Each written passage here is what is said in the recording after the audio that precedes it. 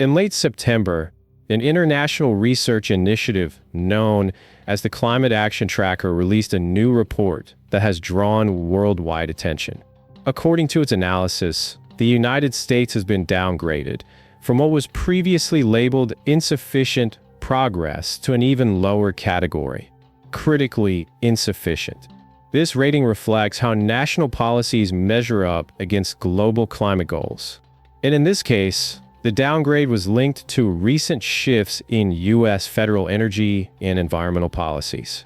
The tracker, supported by groups like Climate Analytics and New Climate, explained that the downgrade reflects a series of decisions taken this year. Decisions it views as moving the country further away from its previously planned targets. The policies analysts point to include the early closure of certain tax incentives that have been helping consumers adopt cleaner technologies like electric vehicles and solar panels. The loss of permit approval for a large wind farm project, one that was reportedly about 80% complete, and reductions in some forms of federal air pollution monitoring.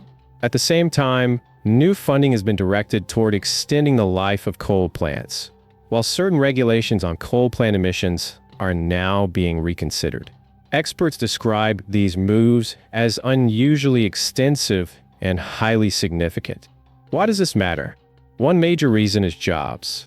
Renewable energy has recently been a major driver of job growth in the U.S. According to the nonprofit business group E2, in 2024, renewable energy jobs expanded at roughly 3 times the rate of overall job growth. Jobs like solar installer and wind turbine technician ranked among the fastest growing occupations in the entire country.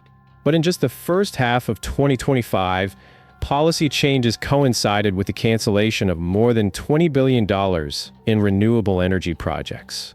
E2 linked those cancellations to a loss of more than 16,000 jobs during only 6 months. Another group, Energy Innovation, has published model-based projections looking at what might happen if the current policy path continues. Their analysis suggests that the U.S. economy could be significantly smaller in the coming decade compared with an alternative path where renewable energy keeps expanding rapidly.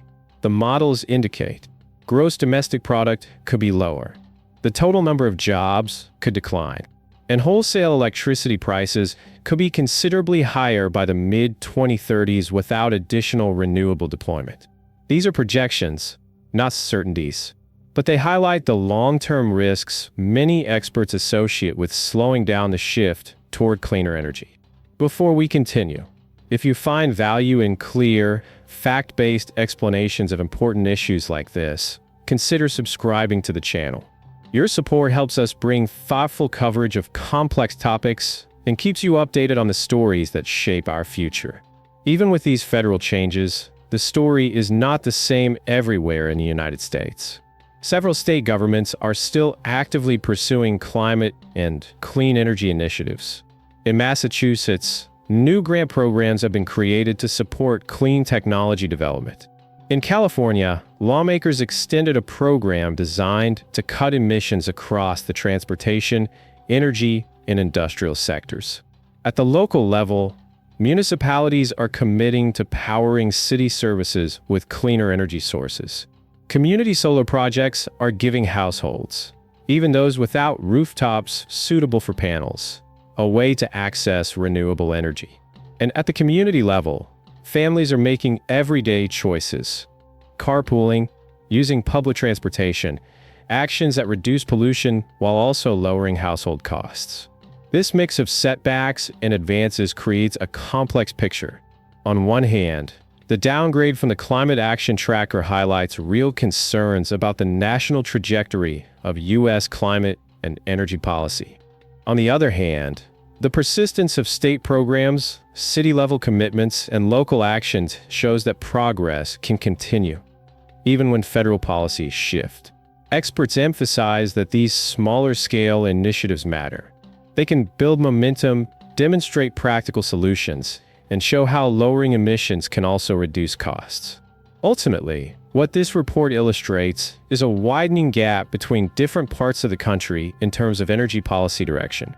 Analysts warn of the economic and environmental consequences tied to slowing the clean energy transition, but they also point to areas of resilience and opportunity. For viewers, the key takeaway is this: energy policy is not just about abstract targets. It's tied to jobs, to economic growth, to household costs, and to the environment we live in. How the United States chooses to navigate this path in the years ahead will not only influence international climate goals, it will also help shape the country's own economic future.